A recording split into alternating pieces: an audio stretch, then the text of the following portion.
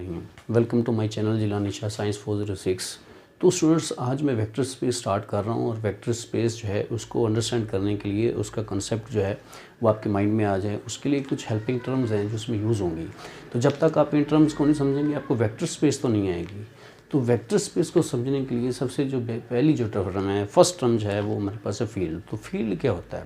तो फील्ड को अंडरस्टैंड सबसे पहले अपना जो इसका एक इमेज अपने माइंड में बनाएं कि फील्ड क्या है। Field is a non empty set.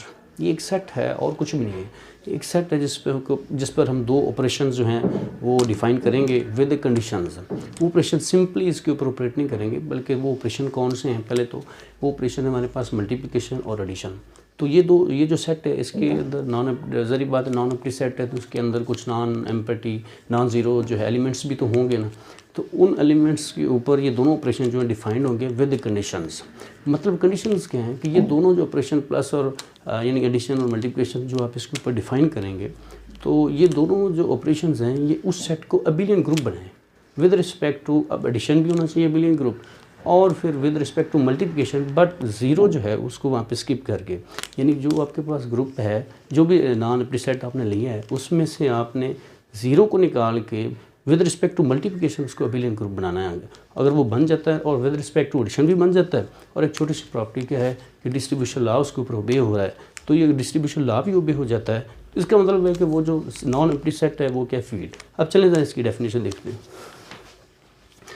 Ji. Field क्या है? If F is a non empty set having at least two non zero elements and two binding operations additions and multiplication are defined on F, then algebraic structure.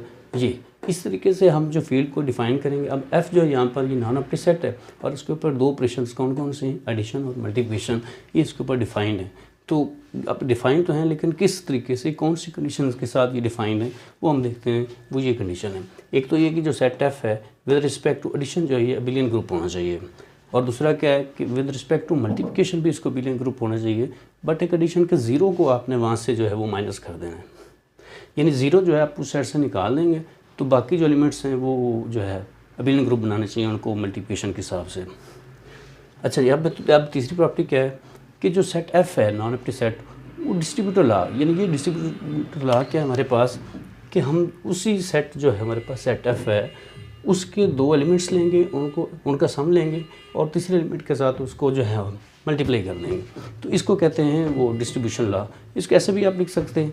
अच्छा, अब सबसे important चीज़ क्या है कि जो ये हमारे पास सेट एफ है इसके एलिमेंट्स को हम कहते हैं स्केलर्स, और इसको फील्ड को डिनोट किस तरीके से किया जा सकता है? ऐसे आप ब्रैकेट में एफ उस फील्ड का नाम, फील्ड का मतलब है कि सेट का नाम लिखेंगे, उसके बाद उसके ऊपर ऑपरेशन लिखेंगे प्लस, और उसके ऊपर फिर उसके बाद मल्टीप्लिकेशन ऑपरेशन। तो अगर ये तीन कंडीशन जो हैं कोई भी जो हमारे पास सेट है वो भी करता है, तो हमारे पास क्या फील्ड। अब इसकी एक एग्जांपल लेते हैं। क्या एग्जांपल है कि आप चेक करेंगे कि इज़ द नेचुरल नंबर जो है वो सेट जो है वो फील्ड है कि नहीं है। अब आपको पता है कि जो आपको ये पता होना चाहिए कि जो फील्ड है उसके लिए मैंने तीन कंडीशन बताई। कौन कौन सी कंडीशन होनी चाहिए कि एक तो जो सेट है वो विद रिस्पेक्ट टू एडिशन जो है अबिलियन ग्रुप होना चाहिए। और आपको ग्रुप का तो पता ही है, आपने पहले पढ़ा हुआ है। अगर नहीं भी इसके बारे में कॉन्सेप्ट है तो इसके ऊपर इंशाल्लाह मेरी वीडियो जो है वो जल्द आ जाएगी, उससे आपको जो है ग्रुप का पता चल जाएगा। तो बहरहाल ग्रुप जो है वो होना चाहिए, अबिलियन ग्रुप होना चाहिए। और ग्रुप जो है उसके अंदर 5 प्रॉपर्टीज़ हैं, वो इसको होल्ड करनी चाहिए। तो विद रिस्पेक्ट टू एडिशन और मल्टीप्लिकेशन जो है वो सेट जो है अबिलियन ग्रुप होना चाहिए। अब देखते हैं इसके अंदर जी।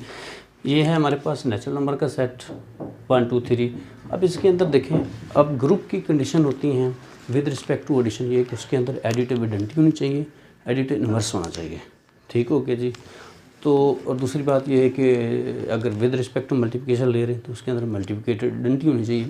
तो आप इसको देख सकते हैं, ये जो सेट हमारे पास नेचुरल नंबर्स का है, एक तो इसमें ज़ीरो नहीं है, मतलब ये है कि इसके अंदर जो है एडिटिव आइडेंटिटी जो है वो ज़ीरो नहीं है, वो इसमें एग्जिस्ट नहीं कर रही।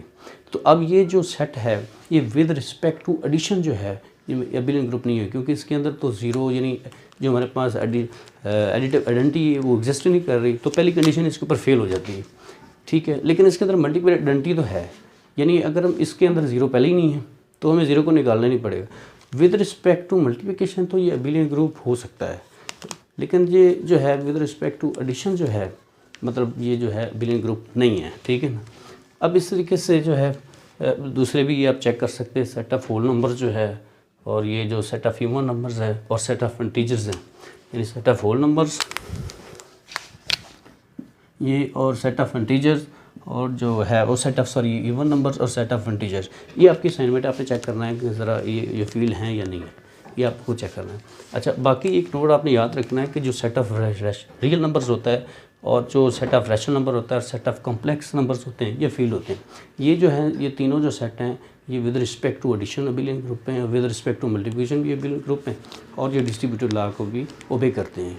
तो जो है ये आपने इसकी असाइनमेंट जो है ये खुद प्रैक्टिस करनी है, इससे आपको इसका जो कॉन्सेप्ट है वो मज़ीद क्लियर होगा। तो थैंक यू वेरी मच।